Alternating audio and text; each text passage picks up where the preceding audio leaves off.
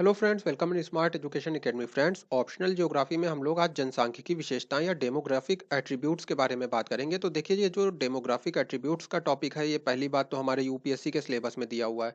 लेकिन देखिए, सिर्फ इतना नहीं है, इससे जो है ऑलरेडी दो क्वेश्चन आ चुके हैं। यानी कि ये बहुत ज़्यादा महत्वपूर्ण टॉपिक है। देखिए, एक क्वेश्चन आया था 2015 में, एक क्वेश्चन आया 2017 में। तो बहुत ज़्यादा महत्वपूर्ण टॉपिक है। चलिए, आप इसे ध्यान से देखिएगा। शुरू करते हैं इस टॉपिक को। तो डेमोग्राफिक एट्रीब्यूट्स या जनसांख्यिकी गुण, इसका मतलब क्या है? तो देखिए, जनसंख्या हो गई किसी स्थान पर रहने वाले लोगों की संख्या। तो जब हम केवल जनसंख्या की बात करते हैं तो एक स्थान पे जितने लोग रहते हैं उनकी संख्या हो गई। लेकिन जब हम देखिए इसका अध्ययन बहुत ही वैज्ञानिक तरीके से करने लगते हैं, यानी कि वहाँ पे किस उम्र के कितने लोग हैं, यानी कि 15 वर्ष तक के उम्र के कितने बच्चे हैं, और फिर 15 से 59 तक के कितने लोग हैं, और फिर 59 से आगे कितने लोग हैं। इसी तरह से जब हम ये देखते हैं कि वहाँ पे सेक्स रेशियो क्या है, लोगों की इनकम क्या है, पर कैपिटा इनकम क्या है। तो यानी कि जब हम जनसंख्या का बहुत ही वैज्ञानिक तरीके से सांख्यिकी आंकड़ों के द्वारा अध्ययन करते हैं, तो इसे कहते हैं जनसांख्यिकी का अध्ययन करना। तो देखिए, जो भी डेमोग्राफी होगी उसके कुछ गुण होंगे, यानी कि या तो लिंगानुपात बहुत अच्छा होगा या बहुत खराब होगा, या तो वृद्ध लोगों की संख्या बहुत ज्यादा होगी या बहुत कम होगी। तो इन्हीं गुणों को हमें देखना है, जो डेमोग्राफी के अलग अलग गुण होते हैं अलग अलग स्थानों पे, विकसित देशों में, विकासशील देशों में। तो उसके विषय में हम देखने जा रहे हैं। तो देखिए, पहले कुछ परिभाषाएं देख लेते हैं, और ये जो परिभाषाएं हैं, एक तरह से कह लीजिए कि जो डेमोग्राफी के अलग अलग गुण होते हैं वही ये हैं। तो देखिए, इसके विषय में इसलिए बता रहा हूं कि अगर बाई चांस यूपीएससी ऐसा कर देती है कि पहले परिभाषा पूछ देती है कि डेमोग्राफिक एट्रीब्यूट्स क्या है, और उसके बारे में कह देती है, फिर बाद में कह देती है कि विकासशील देशों के जो डेमोग्राफिक एट्रीब्यूट्स हैं उसके विषय में चर्चा करें, या फिर विकसित देशों के जो हैं उसके विषय में चर्चा करें। तो ऐसे में परिभाषा लिखने के लिए हमारे पास देखिए कुछ चीजें होना चाहिए। तो जैसे कि जन्म दर, आप बता सकते हैं कि डेमोग्राफिक एट्रीब्यूट्स क्या क्या होते हैं। सेक्स रेशियो की परिभाषा भी आप दे सकते हैं। वो मैंने यहाँ पे नहीं इंक्लूड किया क्योंकि उसे आगे हमें देखना है, लेकिन आप उसे दे सकते हैं। जिस जो कुछ भी इस तरह की परिभाषाएं होती हैं उसे आप दे सकते हैं। तो देखिए, पहली होती है जन्म दर या फिर बर्थ रेट। तो बर्थ रेट क्या है? एक वर्ष में प्रति हजार जीवित बचे शिशुओं की संख्या। तो इसे हम पहले भी डिस्कस कर चुके हैं। अब मान लीजिए कि देखिए, समय अवधि हो गई एक वर्ष, यानी एक वर्ष में कैलकुलेट करेंगे। अब मान लीजिए कि एक वर्ष में प्रति हजार लोगों पे जो बच्चों का जन्म हुआ था वो 100 था। लेकिन जो जीवित बचे उसमें से केवल वो 70 बचे, यानी कि केवल 70 शिशु प्रति हजार लोगों पे जीवित बचे। तो जो जन्म दर हो जाएगी या बर्थ रेट हो जाएगा वो 70 हो जाएगा या 70 हो जाएगा। फिर बात आती है, देखिए, क्रूड बर्थ रेट या फिर अशोधित जन्म दर। तो किसी वर्ष विशेष में जन्मे, यानी किसी वर्ष विशेष में जन्मे पंजीकृत कुल बच्चों की संख्या तथा उस वर्ष की कुल जनसंख्या के बीच के अनुपात को अशोधित जन्म दर कहते हैं। यानी कि अब मान लीजिए हम 2017 की बात कर रहे हैं, तो जैसा कि वर्ष विशेष लिखा है तो हम 2017 की मान लीजिए बात कर रहे हैं। तो मान लीजिए 2017 में जो है, जो कुल जनसंख्या थी वो 100 थी, और जो कुल बच्चों का जन्म हुआ वो 10 था। तो कुल बच्चों की संख्या बटे कुल जनसंख्या, यानी 10/100। तो इससे जो हमें आंकड़ा मिलेगा वो हो गया क्रूड बर्थ रेट। ठीक है। अब आती है बात मृत्यु दर की या डेथ रेट की। तो एक वर्ष में देखिए प्रति हजार जनसंख्या पर मृतकों की संख्या, यानी कि एक वर्ष में, फिर से वही जैसे जन्म दर की बात हुई, जो प्रति हजार लोग थे या 1000 लोग थे उनमें से जो कुल लोगों की डेथ हो गई, तो उसे कहते हैं मृत्यु दर। यानी कि अगर 10 लोगों की डेथ हो गई 1000 में, तो उससे हम मृत्यु दर निकालेंगे। अब आती है शिशु मृत्यु दर की, इन्फेंट मोर्टेलिटी रेट। तो एक वर्ष में प्रति हजार जनसंख्या पर एक वर्ष से कम आयु के शिशुओं की मृत्यु की संख्या। तो देखिए, जैसा कि लिखा है इन्फेंट, तो इन्फेंट से यहाँ पे यही मतलब है कि एक वर्ष से कम आयु का शिशु हो। यानी कि ऐसा बच्चा जिसने एक वर्ष से कम आयु अभी पूरी, या कह लीजिए एक वर्ष की आयु जिस बच्चे ने पूरी नहीं की थी, और अगर उसकी मृत्यु हो जाती है तो प्रति हजार के अनुपात में हम उसको निकालते हैं। फिर बात आती है प्राकृतिक वृद्धि। तो देखिए, प्रति 1000 जनसंख्या में मृत्यु पर जन्म की अधिकता। तो देखिए, जैसे कि मान लीजिए प्रति हजार जनसंख्या पे अब मृत्यु जो है हो रही है वो 20 है, और जो जन्म हो रहा है वो 40 है। तो ऐसे में देखिए 20 लोग हर बार में बढ़ रहे हैं ना, क्योंकि मृत्यु दर जो है कम है, जन्म दर अधिक है। तो इसे कहते हैं प्राकृतिक वृद्धि, यानी नेचुरल वृद्धि। तो देखिए, प्राकृतिक वृद्धि इसके नाम से ही समझ में आता है कि इसमें प्रवास की जो घटना है वो शामिल नहीं होगी। यानी कि अगर हमारे देश से दूसरे देश में लोग जा रहे हैं और इस वजह से हमारे यहाँ जो जनसंख्या है उसमें कमी हो रही है, तो उसको इसमें शामिल नहीं किया जाएगा। यानी प्रवास से होने वाली इसमें जो जनसंख्या वृद्धि है या जनसंख्या कमी है, उसको प्राकृतिक वृद्धि में शामिल नहीं किया जाता है। तो देखिए, अब हम आते हैं जीवन प्रत्याशा पे। यही आज का हमारा मेन टॉपिक है और इससे देखिए 2 क्वेश्चन पूछे जा चुके हैं ऑलरेडी लाइफ एक्सपेक्टेंसी से डायरेक्ट या इनडायरेक्ट। तो अभी हम उसे भी देखेंगे, जो क्वेश्चंस पूछे गए हैं उनको हम डिस्कस करेंगे। तो देखिए, जीवन प्रत्याशा क्या है? औसत आयु जिस पर अधिकतर मनुष्यों की मृत्यु होती है। या कह लीजिए कि अब मान लीजिए कि ऐसा माना जाए कि भारत में जो अधिकतर लोगों की मृत्यु है वो 65 से 68 वर्ष की आयु में होती है, तो इसे जीवन प्रत्याशा कहेंगे। लेकिन देखिए, अगर इस तरह से हम समझेंगे तो ये बहुत ही सामान्यीकृत कर दिया और फिर ये परिभाषा गलत हो गई। औसत आयु लिखा है यानी कि औसत लिया जाता है कुल। अब मान लीजिए देश में, चलिए अभी आगे एग्जाम्पल से समझाता हूँ, तो ये वो आयु नहीं है जिस पर अधिकांश लोगों की मृत्यु होती है। यानी कि ये मत मान के चलिए कि अगर किसी देश की जीवन प्रत्याशा 65 है, तो अधिकतर वहां पे जो लोग हैं उनकी मृत्यु 65 वर्ष की उम्र में होती है। तो चलिए समझते हैं ऐसा क्यों है। तो अब मान लीजिए 2 कंट्री हैं, एक कंट्री ए है, दूसरी कंट्री बी है। तो कंट्री ए अभी ज़्यादा डेवलप नहीं हो पाई है, डेवलपिंग है, तो यहाँ पे बीमारी वगैरह से, महामारी से, भूखमरी से कम आयु में ज़्यादा लोगों की मौत हो जाती है। तो अब मान लीजिए कंट्री ए में और कंट्री बी में दोनों में 5-5 लोग रहते हैं। तो कंट्री ए में देखिए, मान लीजिए जो आप कह लीजिए जो मृत्यु होती है, मृत्यु की आयु है, तो 2 लोग जो हैं, एक की मृत्यु हो गई 20 वर्ष की उम्र में, दूसरे की मृत्यु हो गई 40 वर्ष की उम्र में। और फिर कुछ लोग जो हैं 60, 62 और 63 की उम्र तक आप कह लीजिए जिंदा रह सके।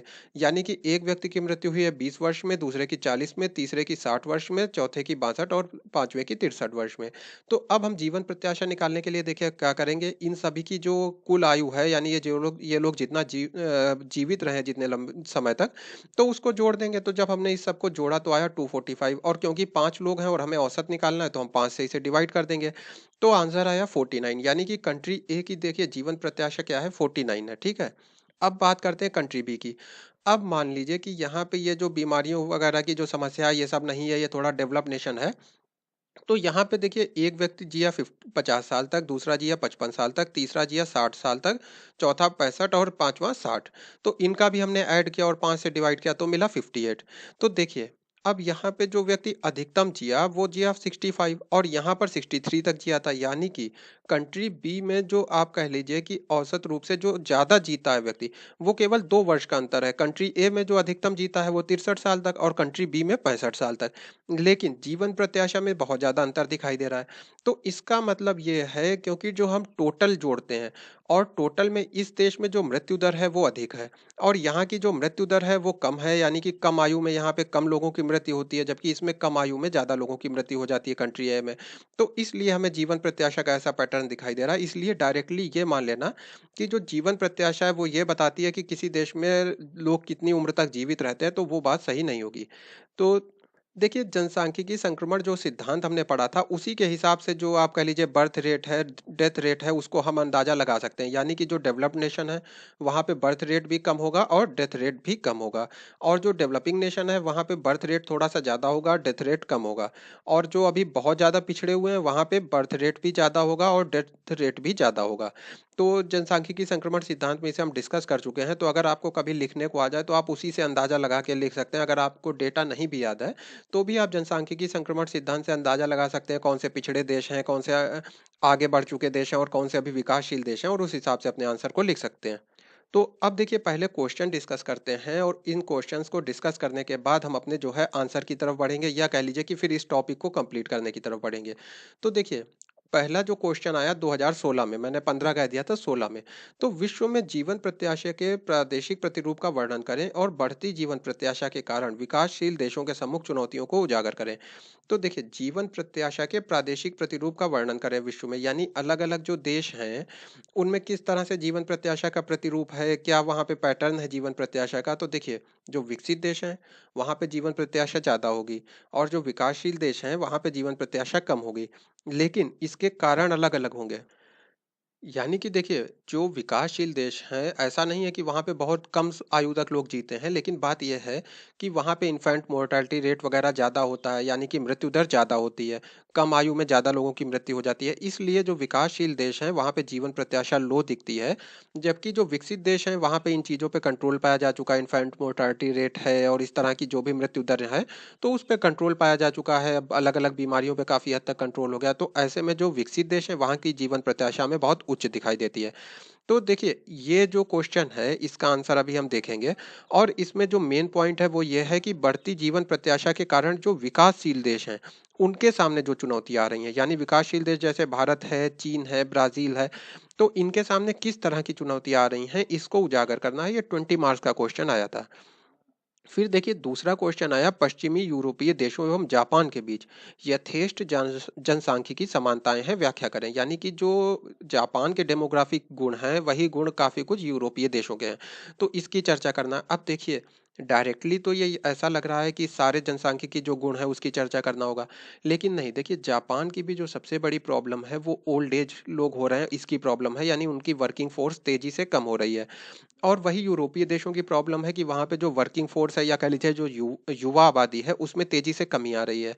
तो ऐसे में यूरोपीय देशों और जापान की जब आप तुलना करेंगे तो उसमें आप जन्म दर की बात करेंगे, मृत्यु दर की बात करेंगे, जीवन प्रत्याशा की बात करेंगे और इस आधार पे आप ये समझाएंगे कि दोनों ही स्थानों पे पश्चिमी यूरोपीय देशों और जापान में किस तरह से जो ओल्ड एज के लोग हैं वो बढ़ते जा रहे हैं और इसकी वजह से वहाँ पे जो इन्वेस्टमेंट है उसमें कमी आ रही है, जो काम करने वाली आबादी है उसमें कमी आ रही है, जो वहाँ पे खरीदार हैं यानी कंज्यूमर हैं उसमें कमी आ रही है और फिर हेल्थ वगैरह पे उनका एक्सपेंडिचर बढ़ता जा रहा है।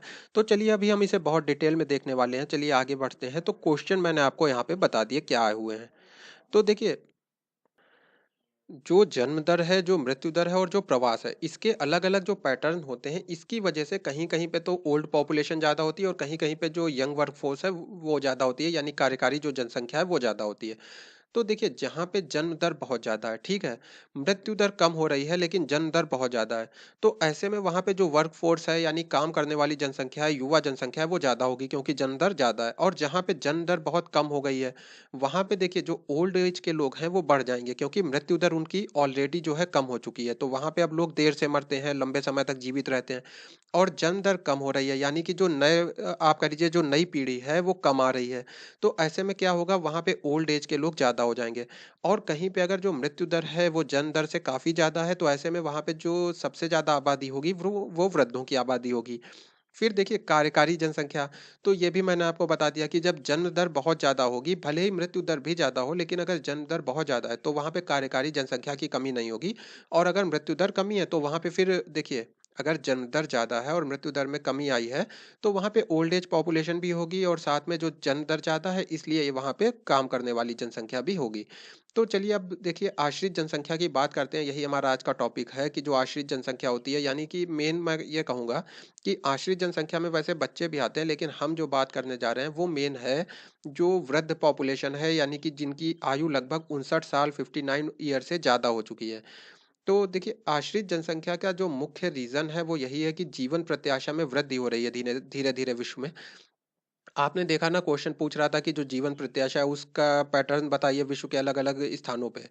तो वो देखिए इसीलिए पूछ रहा था क्योंकि जीवन प्रत्याशा जो है उसकी वृद्धि हुई है और उसी वजह से जो ओल्ड पॉपुलेशन है उसकी संख्या में भी वृद्धि हुई है। तो जो आश्रित जनसंख्या है इसमें वृद्धि से संबंधित आप दो केस देख लीजिए कि किस तरह से वृद्धि होती है। अगर देखिए केस वन में यह है कि अगर बच्चों के जीवित रहने की दर अधिक है, यानी कि जो आप कह लीजिए जो वृद्ध लोग होते हैं उनकी मृत्यु जल्दी हो रही है किसी समाज या किसी देश में, और जो बच्चे होते हैं उनके जीवित रहने की दर अधिक है, यानी इन्फेंट मोर्टालिटी रेट जो है वो कम हो रहा है धीरे धीरे और बच्चे लंबे समय तक जीवित रहते हैं, या कह लीजिए बच्चों की मृत्यु नहीं होती है। तो ऐसे में क्योंकि बच्चों की जन्म दर अधिक है, बच्चों के जीवित रहने की दर अधिक है, तो कार्यकारी जनसंख्या में वृद्धि हो गई। बच्चों और उच्च आयु वर्ग के जीवित रहने की दर में वृद्धि अगर हुई है, यानी कि बच्चे भी लंबे समय तक जीवित रहते हैं, यानी कि बच्चों की मृत्यु नहीं होती है, ये कहना चाहिए कि बच्चों की भी मृत्यु नहीं हो रही है लगातार, और उच्च आयु वर्ग के जो लोग हैं उनकी भी जीवन प्रत्याशा में वृद्धि हुई है, यानी उच्च आयु वर्ग के लोग भी अब लंबे समय तक जीवित रहते हैं। यानी कि पहले अगर 60 तक रहते थे अब 65 तक रहते हैं, 66 तक रहते हैं। तो ऐसे में भी देखिए यद्यपि वृद्ध लोगों की पॉपुलेशन बढ़ रही है लेकिन साथ में कार्यकारी जनसंख्या में भी वृद्धि हो रही है, यानी काम जो कर सकते हैं ऐसे लोगों में भी वृद्धि हो रही है। लेकिन अगर केवल उच्च आयु वर्ग के लोगों को जीवित रहने की दर में वृद्धि हो रही है, यानी कि जो 50 साल 55 साल के लोग पहले 55 साल तक जीवित रहते थे, अब वो 60 तक जीवित रहने लगे हैं, 65 तक जीवित रहने लगे हैं, क्योंकि आप कह लीजिए कि स्वास्थ्य सुविधाओं वगैरह में सुधार हुआ है। और जो बच्चे हैं उनकी अभी भी ज़्यादा मृत्यु है, जैसे कि इन्फेंट मोर्टालिटी रेट वगैरह जो है वो अभी भी ज़्यादा है। तो ऐसे में जो है वृद्धों की जनसंख्या में वृद्धि होने लगेगी, यानी कि फिर देखिए क्योंकि बच्चों की तो लगातार मृत्यु हो रही है बहुत बड़ी संख्या में, और जो उच्च आयु वर्ग के लोग हैं उनकी एज बढ़ती जा रही है, तो ऐसे में वृद्धों की जनसंख्या में वृद्धि होने लगेगी। इसके साथ ही जो देखिए बाकी केस थे वो अभी हमने ऊपर जो है डिस्कस कर लिए। तो ये इसलिए देखिए आपको बताया है कि जो भिन्न-भिन्न प्रतिरूप होते हैं वो क्यों देखने को मिलते हैं, क्योंकि अब ये तो पूछ दिया है कि जो अलग-अलग देश हैं वहाँ पे क्या प्रतिरूप हैं। लेकिन अब आगे ये पूछ सकते हैं कि जो विश्व में अलग-अलग देशों में अलग-अलग प्रतिरूप देखने को मिलते हैं, उसके पीछे रीज़न क्या है? तो जब रीज़न पूछेंगे तो आप ये सारी बातें लिख के आ सकते हैं। तो अब देखिए बात करते हैं जनसंख्या के पिरामिड की। तो जनसंख्या के पिरामिड में 3 एलिमेंट होते हैं। पहला एलिमेंट हो गया कि यंग पॉपुलेशन कितनी है। यंग से देखिए यहाँ पे मतलब है कि 0 वर्ष से 14 वर्ष की उम्र के बीच के जो बच्चे हैं उनकी संख्या जनसंख्या में कितनी है, उनका प्रतिशत कितना है। फिर जो 15 से 59 साल की उम्र तक के लोग हैं यानी 15 टू 59, तो उनकी संख्या कितनी है पॉपुलेशन में, उनका परसेंट कितना है। और उसके बाद वृद्धों की संख्या कितनी है यानी कि जिनकी आयु 59 से ज़्यादा है, तो ऐसे लोगों की संख्या कितनी है? तो इन 3 एलिमेंट से मिलके ये पिरामिड बनाया जाता है जनसंख्या का। तो चलिए अब हम इसे धीरे-धीरे डिस्कस करते हैं। तो देखिए ये पहला जो पिरामिड आपको दिख रहा है, अगर ऐसा पिरामिड किसी देश का बनता है तो वहाँ पे जो जनसंख्या की वृद्धि है वो बहुत तेज़ी से होगी। तो देखिए इसका मतलब ये है कि जो यंग पॉपुलेशन है यानी कि जो बच्चों की संख्या है वो बहुत ज़्यादा है किसी देश में। उसके साथ ही जो वर्किंग फ़ोर्स है उसकी भी अच्छी खासी संख्या है। और देखिए जो वृद्ध लोग हैं उनकी संख्या काफ़ी कम है। जैसे कि भारत वगैरह हमारे जो हैं, यहाँ पे अभी वृद्धों की समस्या है लेकिन वृद्धों की जनसंख्या बहुत ज़्यादा नहीं है। यानी कि देखिए यंग पॉपुलेशन जो है यानी कि 0 से 14 वर्ष तक के जो बच्चे हैं, उनकी संख्या सबसे ज़्यादा है। उसके बाद आता है कि लेबर फ़ोर्स यानी कि 15 से 59 साल तक के लोग, तो इनकी संख्या देखिए ज़्यादा है लेकिन इनसे कम है। यानी कि ये जो 0 से 14 वाले हैं इनसे कम है। इसके बाद आता है ओल्ड, यानी कि जो वृद्ध लोग हैं इनकी संख्या सबसे कम है। तो ये जो देखिए पिरामिड बनता है इसमें सीधी-सी बात है कि ग्रोथ जो है बहुत ज़्यादा तेज़ होगी। क्योंकि यंग पॉपुलेशन बहुत ज़्यादा है तो आगे ये भी पॉपुलेशन में वृद्धि करेंगे। इसके साथ कार्यकारी जनसंख्या ज़्यादा है, ठीक है? तो यहाँ पे एक तरह से आप कह सकते हैं कि जन्म दर बहुत ज़्यादा होगी और ऐसे में जो जनसंख्या की वृद्धि है वो बहुत ज़्यादा होगी। और देखिए इसी कारण से यहाँ पे जो ओल्ड लोगों की पॉपुलेशन है वो कम होगी, यानी कि उतनी ज़्यादा समस्या नहीं होगी, हालाँकि समस्या होगी, वो अभी हम आगे डिस्कस करते हैं। फिर देखिए स्लो ग्रोथ, यानी कि ऐसा पिरामिड जिससे जो जनसंख्या की वृद्धि है वो बहुत कम होती है जिसके अंतर्गत। तो अब देखिए जो इसमें इस तरह का पिरामिड बनेगा, ये जो दूसरा वाला पिरामिड है, तो वहाँ पे जनसंख्या की वृद्धि या तो बहुत कम होगी या एकदम स्टेबल हो चुकी होगी जनसंख्या, या ना यानी कि ना ज़्यादा बढ़ेगी और ना ज़्यादा कम होगी। तो देखिए इसमें क्या होता है कि जो लेबर फोर्स है उसका अनुपात सबसे ज़्यादा होता है जनसंख्या में, यानी कि 15 से 59 साल की आयु वाले जो लोग हैं वो जनसंख्या में सबसे ज़्यादा अनुपात में होते हैं, सबसे ज़्यादा संख्या में होते हैं। और फिर जो ओल्ड और यंग पॉपुलेशन है यानी 0 से 14 वाले और 59 से ज़्यादा वाले, तो ये इक्वल में होते हैं या थोड़े बहुत अंतर पे होते हैं। तो ऐसे में अब देखिए क्या होगा, तो जितने बच्चे जन्म ले रहे हैं यानी कि उतने ही लोगों की मृत्यु हो रही है। और जो लेबर फोर्स है वो समाज में सबसे ज़्यादा है। तो यहाँ पे देखिए लेबर फोर्स की भी उतनी ज़्यादा समस्या नहीं होगी और साथ में जो ग्रोथ है, जनसंख्या की जो वृद्धि है वो स्टेबल हो जाएगी या फिर बहुत धीरे-धीरे बढ़ेगी। क्योंकि अगर जन्म दर कुछ ज़्यादा है मृत्यु दर से, तो ऐसे में जो जनसंख्या है वो बहुत धीरे-धीरे बढ़ेगी। फिर देखिए तीसरा देखते हैं पिरामिड, तो ये देखिए जो है ये ओल्ड एज वालों की सबसे बड़ी, एक तरह से कह लीजिए इस तरह का पिरामिड जिस देश में बनेगा वहाँ पे ओल्ड एज के लोगों की सबसे बड़ी प्रॉब्लम होगी, यानी वहाँ पे ओल्ड एज जो पॉपुलेशन है उसकी संख्या बहुत ज़्यादा होगी। तो ये जो ऐसा पिरामिड है ये जापान में बनता दिख रहा है। तो देखिए इसमें साफ-साफ दिख रहा है कि जो ओल्ड एज के लोग हैं, उनकी संख्या बहुत ज़्यादा है और फिर उससे कम है वर्किंग लोगों की संख्या, यानी कि 15 से 59 के बीच वालों की संख्या ओल्ड एज वालों से कम है। और जो बच्चे हैं यानी कि जो छोटे बच्चे हैं 0 से 14 के बीच वाली, उनकी संख्या तो सबसे कम है। तो इस तरह का जो देश है, अब देखिए सीधी-सी बात है, जब जो बच्चे हैं 0 से 14 के बीच के, इनकी संख्या बहुत कम हो गई जब, तो आगे भी जो जन्म दर है वो कम होती चली जाएगी क्योंकि लगातार बच्चों की संख्या कम हो रही है। और जो वर्किंग पॉपुलेशन है वो भी थोड़ी बहुत ज़्यादा नहीं है। सबसे ज़्यादा जो है वो है ओल्ड एज पॉपुलेशन। तो ओल्ड एज की जो पॉपुलेशन होती है यानी कि जो वृद्धों की जनसंख्या होती है, ये अधिकतर निर्भर जनसंख्या होती है। देखिए इसको हॉस्पिटल की सुविधा चाहिए, पेंशन की सुविधा चाहिए। तो ये जो है एक समस्या की स्थिति क्रिएट होती है ऐसे में देश के सामने, कि वो किस तरह से ये जो जनसंख्या है इसका एक तरह से आप कह लीजिए कि कल्याण को सुनिश्चित करे। तो ये देखिए, ये जो है इंडिया में जो पिरामिड बन रहा है वो इस तरह का है, यानी कि इंडिया में वर्किंग फ़ोर्स बहुत ज़्यादा है और जो जनसंख्या की वृद्धि है वो भी तेज़ी से हो रही है। वहीं पे देखिए जो जापान के लिए पिरामिड है वो इस तरह का है। यानी कि जो वृद्ध लोग हैं उनकी संख्या में बहुत ज़्यादा वृद्धि हो चुकी है और जो बच्चे हैं, यानी कि जो आप कह लीजिए कि बच्चों की जन्म दर है वो बहुत ज़्यादा कम है। तो ऐसे में वृद्धों की जो आबादी है बहुत ज़्यादा बढ़ गई है। और जो जापान का पिरामिड है ये इन्वर्स टाइप का पिरामिड है, यानी कि जो हमने तीसरा वाला पिरामिड देखा था ये वैसा पिरामिड है। तो देखिए, मैं पहले तो आपको 1-2 ऐसी समस्याओं के बारे में बताना चाहूँगा, जो आप कहीं पे भी लिख के आ सकते हैं। और ये इसलिए बता रहा हूँ कि किसी भी तरह का क्वेश्चन आए, तो आप छोड़ के ना आएँ। ये 1-2 पॉइंट हैं, जिनको आप हर जगह पे लिख सकते हैं। तो देखिए, पहली बात तो ये है कि एक डेटा है कि 60 साल से ऊपर की जो जनसंख्या है, वो 2050 तक दुगनी हो जाएगी। यानी कि विश्व में जो वृद्ध लोगों की संख्या है, 59 उम्र से ज़्यादा की, या कह लीजिए 60 साल से ज़्यादा उम्र के जो लोग हैं, वो दुगने हो जाएँगे। तो इसलिए देखिए, इसीलिए यूपीएससी में भी ये क्वेश्चन आ रहा है और इसीलिए ये विश्व के में एक तरह से इतना कोर मुद्दा है, इतना ज़्यादा इस पे डिबेट हो रही है। तो देखिए, पेंशन एवं स्वास्थ्य पे जो खर्च होता है, ये सबसे बड़ी समस्या है। अब देखिए, अगर विकासशील देशों पे खासकर क्वेश्चन आता है, तो विकासशील देशों की आपको पता है समस्या ये होती है कि उनका बजट बहुत सीमित होता है। यानी कि उसी पैसे से उनको इंफ्रास्ट्रक्चर का भी डेवलपमेंट करना है, उसी पैसे से उनको जो है अपने यहाँ कल्याणकारी योजना भी चलाना, और वो जो पैसा है, वो बहुत कम होता है। तो ऐसे में जो वृद्ध लोग हैं, अक्सर विकासशील देशों में देखा जाता है कि उनकी स्थिति अच्छी नहीं होती है, उनको कोई पेंशन वगैरह नहीं मिल पाती है, स्वास्थ्य सुविधाएँ भी नहीं मिल पाती हैं। तो एक ये पॉइंट आप लिख सकते हैं कि जो पेंशन है, जो स्वास्थ्य पे खर्च है, वो बढ़ जाता है देशों का। तो ऐसे में या तो उनका बजट गड़बड़ाने लगता है, या फिर जो वृद्धों की संख्या है या वृद्धों की जो जनसंख्या है, उसका कल्याण सुनिश्चित नहीं हो पाता है। दूसरी बात है देखिए, कार्यकारी जनसंख्या में कमी, जिसके परिणाम स्वरूप निवेश पे प्रभाव पड़ता है या निवेश में कमी होती है।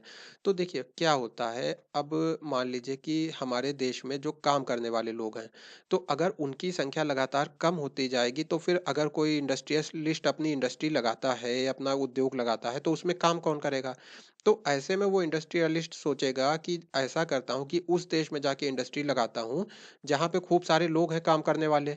तो इसीलिए देखिए, बहुत सारे जो इंडस्ट्रियलिस्ट थे, उन्होंने अपनी इंडस्ट्री जाके चाइना में लगा दी, क्योंकि वहाँ पे लेबर सस्ता था, क्योंकि काम करने वाले लोगों की संख्या बहुत ज़्यादा थी। तो एक ये भी समस्या आती है कि फिर इन्वेस्टमेंट जो विदेशों से आ रहा था, और इसके साथ ही जो हमारे घरेलू निवेशक थे, जो निवेश कर रहे थे, देखिए, एक तो लोग वृद्ध हो गए, यानी कि कह लीजिए कि निवेश करने वाले लोगों की संख्या में भी कमी आई। दूसरी बात है, क्योंकि कार्यकारी जनसंख्या कम हो गई, तो ऐसे में हमारे यहाँ का भी उद्योगपति उन देशों में जाने लगेगा जहाँ पे कार्यकारी जनसंख्या खूब है, यानी कि स्किल्ड लोग मिलते हैं काम करने वाले। तो इससे क्या होता है, देशों में निवेश की समस्या आ जाती है, चाहे वो घरेलू स्तर का निवेश हो, चाहे वो प्रत्यक्ष विदेशी निवेश हो, यानी एफडीआई हो। इसके साथ ही देखिए, एक प्रॉब्लम ये भी होती है कि जो कंज्यूमर होता है, तो उसकी वजह से ही आपके देश में कोई उद्योगपति आता है अपना उद्योग लगाने, और उसी से फिर देश की जो जीडीपी है वो धीरे धीरे बढ़ रही है। तो मान लीजिए, अगर वॉलमार्ट है, अगर वॉलमार्ट हमारे यहाँ अपना एक स्टोर खोलना चाहता है, तो वो तभी खोलेगा जब हमारे यहाँ कंज्यूमर बहुत ज़्यादा हो। और इसीलिए देखिए, भारत के साथ इतने सभी देश अपने अच्छे टर्म बना रहे हैं, क्योंकि भारत के पास कंज्यूमर बहुत बड़ी संख्या में है। लेकिन अगर आपके यहाँ धीरे धीरे जो कह लीजिए यंग जनरेशन है वो कम होती जाएगी, और जो ओल्ड पॉपुलेशन है वो बढ़ती जाएगी, तो ऐसे में क्या होगा, अब आपके यहाँ का जो कंज्यूमर का बेस है वो कम हो रहा है। तो ऐसे में इस तरह की जो कंपनियां हैं वो भी आपके यहाँ नहीं आएंगी। और आपके यहाँ फिर देखिए क्या होता है, जब आपके यहाँ एक तरह से उपभोग कम हो गया, तो जो आपके उद्योग धंधे हैं उनमें भी मंदी छाने लगेगी, क्योंकि जब आपके यहाँ मांग ही कम हो गई, तो फिर वो उत्पादन भी कम करेंगे, और जब उत्पादन कम करेंगे तो कम लोगों को रोजगार मिलेगा।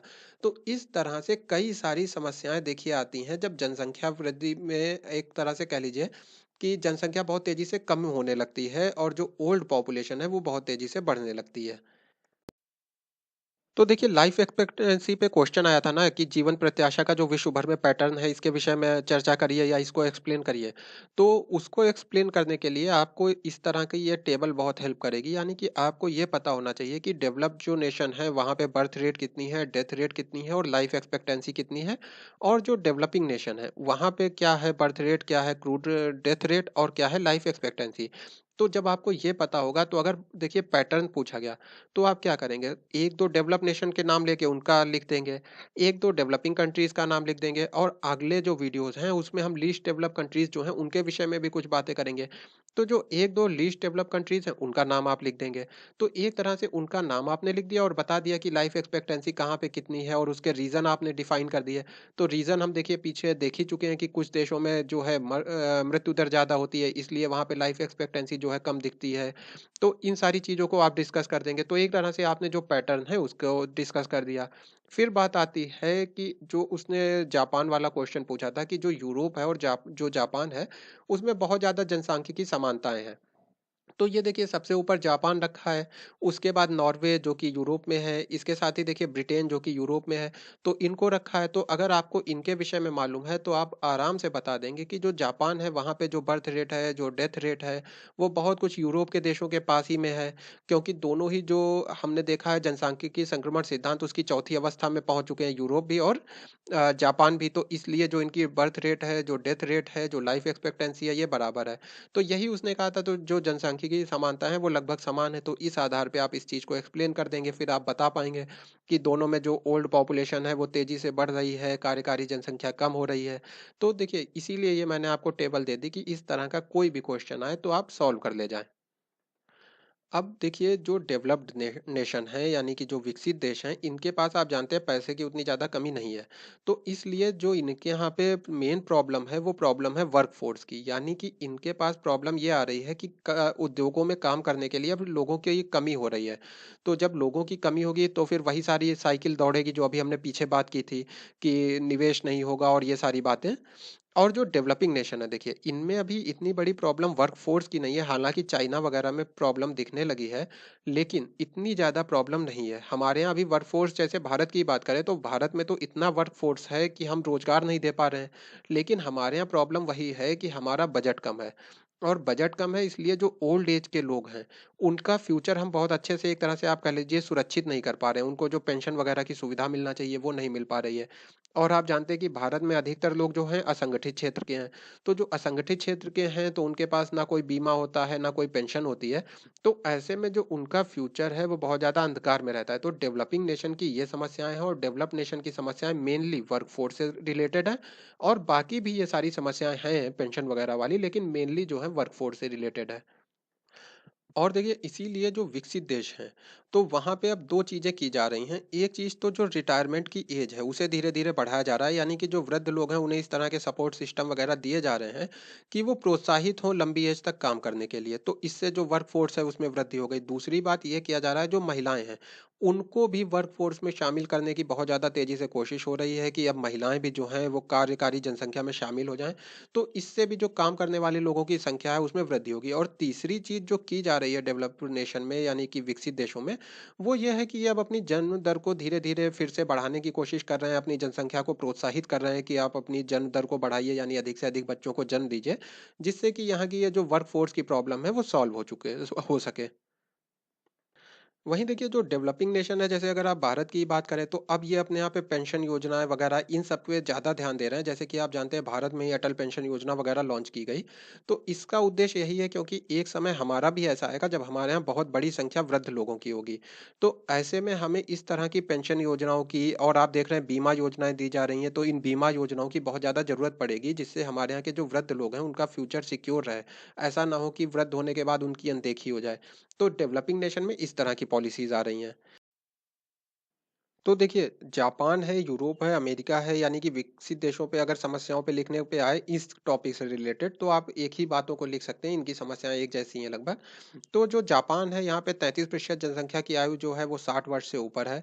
यानी कि 33% जनसंख्या ऐसी है जिसकी उम्र अब कार्य करने की नहीं है, या फिर उतनी वो पंक्चुअलिटी के साथ काम नहीं कर सकते हैं। तो इसका रीज़न ये है कि यहाँ पे अबॉर्शन की सुविधाएँ बहुत आसानी से उपलब्ध कराई गई, हेल्थ है, एजुकेशन है, इनमें बहुत ज़्यादा निवेश हुआ।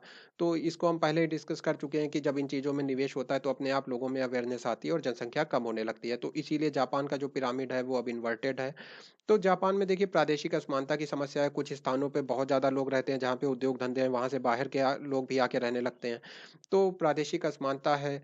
और कुछ स्थानों पे क्योंकि बहुत कम लोग रह रहे हैं, और इसकी वजह से जो पॉलिटिकल असमानता है वो भी हो जाती है, क्योंकि कुछ स्थानों पे ज़्यादा लोग हैं तो फिर वहाँ पे ज़्यादा ध्यान दिया जाने लगेगा, और जहाँ पे कम लोग हैं, क्योंकि वहाँ पे वोटर्स की संख्या कम है, तो ऐसे में फिर उन स्थानों पे कम ध्यान दिया जाएगा। देखिए, अगर अमेरिका की बात करें तो डोनाल्ड ट्रंप जो है, उनको कुछ स्थानों पे बहुत अच्छा बहुमत मिला है, कुछ स्थानों से वो जीते और कुछ स्थानों पे बहुत ही आप कह लीजिए कि बुरी तरीके से हारे भी हैं। तो इसका रीज़न भी यही है कि अमेरिका में भी प्रादेशिक असमानता है, कुछ स्थानों पे जो लोग रहते हैं उनके हित अलग हैं, कुछ स्थानों पे रहने वालों के हित अलग हैं। तो इसके साथ ही देखिए कार्यकारी जनसंख्या में 18% की कमी हुई है, ये जापान की ही बात हो रही है, यानी कि वहाँ पे जो काम करने वाले लोग हैं, उनकी संख्या में 18% की कमी आई। उपभोक्ता समूह जो था, यानी कि जो हमने पहले अभी बात की ना कि कंज्यूमर कम होने लगते हैं, तो कंज्यूमर का जो समूह है उसमें भी 8% की कमी आई।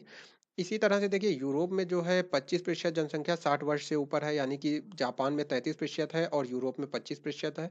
और देखिए नॉर्वे और स्वीडन की बात करें तो वहाँ भी शिक्षा जो है, स्वास्थ्य है, इनकी वजह से, इनकी फैसिलिटीज़ अच्छी होने की वजह से आप कह लीजिए कि जो जनसंख्या है उसकी वृद्धि में कमी आई। और ये सारे ही देश देखिए जो हैं, जनसांख्यिकी संक्रमण सिद्धांत जो हमने पढ़ा था उसकी चौथी स्टेज और पांचवी स्टेज तक पहुंच रहे हैं। तो विकासशील देशों की बात करते हैं तो देखिए विश्व की 62% जनसंख्या जिसकी आयु 60 साल से अधिक है 2050 तक, सॉरी देखिए विश्व की 62% जनसंख्या जिसकी आयु 60 वर्ष से अधिक है, ये रह रही है वर्तमान में विकासशील देशों में। ठीक है, और 2050 तक इस तरह की ये जो जनसंख्या है, यानी कि जो वृद्धों की जनसंख्या है उसका 80% केवल विकासशील देशों में रह रहा होगा। यानी कि विश्व में जितने भी वृद्ध होंगे, मान लीजिए 100 वृद्ध हैं, तो उसमें से 80 वृद्ध जो हैं वो विकासशील देशों में रह रहे होंगे 2050 तक, ऐसा अनुमान है। तो देखिए चीन इसी तरह की प्रॉब्लम से आप तो कह लीजिए गुजर रहा है, अब तेजी से गुजर रहा है, क्योंकि उसने एक बच्चे की नीति अडॉप्ट कर ली थी और इस वजह से उसके यहाँ की जो काम करने वालों की पॉपुलेशन है उसमें कमी आई और वृद्धों की संख्या बढ़ गई। तो अब 2 बच्चों की नीति लेके चीन चल रहा है, यानी कि अब वहाँ पे 2 बच्चों को अलाउ कर दिया गया है। अब देखिए अगर भारत की बात करें विकासशील देशों में, अब देखिए अगर आप विकासशील देशों के विषय में लिख रहे हैं तो उसमें भी आपने जैसे चीन का एग्जांपल दिया, भारत का भी दे सकते हैं और बाकी ब्राजील वगैरह का भी मैंने आपको चार्ट में दिखाया है। तो देखिए भारत में 2050 तक ऐसा माना जा रहा है कि जो भारत की कुल जनसंख्या होगी उसमें से 20% लोग 60 वर्ष से अधिक उम्र के होंगे, लेकिन वर्तमान में केवल अभी 6% लोग वृद्ध हैं। यानी कि उतनी बड़ी समस्या नहीं है भारत के सामने जितनी जापान वगैरह देख रहे हैं।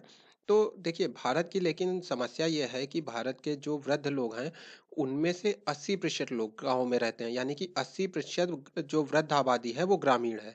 और आप जानते हैं कि गाँवों की समस्या ये है कि अभी तक हम वहाँ पे बहुत जो बेहतर तरीके की स्वास्थ्य सुविधाएं वगैरह होती हैं उसे नहीं पहुँचा पाए हैं। और बीमारियों का जो सबसे ज़्यादा शिकार होते हैं वो वृद्ध लोग ही होते हैं। तो ऐसे में क्या होता है कि अगर उनको कोई बीमारी होती है तो विकलांगता से गुजरना पड़ता है। अगर अल्जाइमर जैसी जो बीमारियां हैं जो वृद्ध लोगों को होती हैं, आपने ब्लैक मूवी में देखा होगा, वो जो प्रीति जिंटा वाली ब्लैक मूवी थी, तो उसमें अगर आपने देखा होगा तो उसमें अमिताभ बच्चन को अल्जाइमर ही होता है। तो वृद्ध लोगों को अक्सर जो है अल्जाइमर हो जाता है जिसमें याददाश्त चली जाती है, तो उसकी भी अच्छी सुविधाएं नहीं है। इसके साथ ही मानसिक बीमारियां और भी हो जाती हैं तो उसकी सुविधाएं नहीं है, क्योंकि ये सारे ग्रामीण क्षेत्रों में रह रहे हैं। इसके साथ ही पेंशन का अभाव है, क्योंकि देखिए भारत के पास इतना बजट नहीं था कि सभी को पेंशन दी जा सकती इस तरह की। तो जो पेंशन मिल भी रही है वो बहुत कम है। जैसे आप देखिए हमारे यहाँ जो वृद्धा पेंशन है वो कम है। तो यानी कि पर्याप्त पेंशन नहीं मिल पा रही है, संयुक्त परिवार अब टूट रहे हैं। अब हमारे यहाँ ही देखिए कि परिवार के अधिकतर लोग दिल्ली चले जाते हैं या ऐसी जगहों पे चले जाते हैं काम करने के लिए। तो इससे क्या होता है, संयुक्त परिवार था पहले, तो एक तरह से जो वृद्ध लोग होते थे वो परिवार की जिम्मेदारी हो जाते थे। पर अब क्योंकि संयुक्त परिवार नहीं है तो वृद्धों की जिम्मेदारी कौन ले, तो इससे फिर क्या जरूरत होती है कि जो ओल्ड एज शेल्टर होम बनते हैं उनकी जरूरत होती है। और फिर पैसा हो उसमें रखने का या फिर ना हो वृद्धाश्रम में पहुंचाने का। तो ये सारी समस्याएं आती हैं, वृद्धों को अकेलापन की जो समस्या है उससे भी गुजरना पड़ता है। तो ये देखिए जो मैंने आपको समस्याएं बताई हैं ये लगभग सारे विकासशील देशों में आपको इसी तरह से कुछ अंतर के साथ मिलेंगी। और जब आप अपने आंसर में एक्सप्लेन कर रहे हैं तो बाकी देशों के विषय में जब आप पैटर्न बता रहे हैं तो उनको आंकड़ों के साथ बताइए, भारत को थोड़ा ज़्यादा एक्सप्लेन कर दीजिए, चाइना को थोड़ा ज़्यादा एक्सप्लेन कर दीजिए, आपका एक अच्छा सा आंसर लिख जाएगा। तो फ्रेंड्स आई होप आपको ये पूरा टॉपिक समझ में आया होगा। मैं आपसे रिक्वेस्ट करूंगा कि आप इस वीडियो को लाइक करें, शेयर करें एंड इस चैनल को सब्सक्राइब करें। Thank you friends.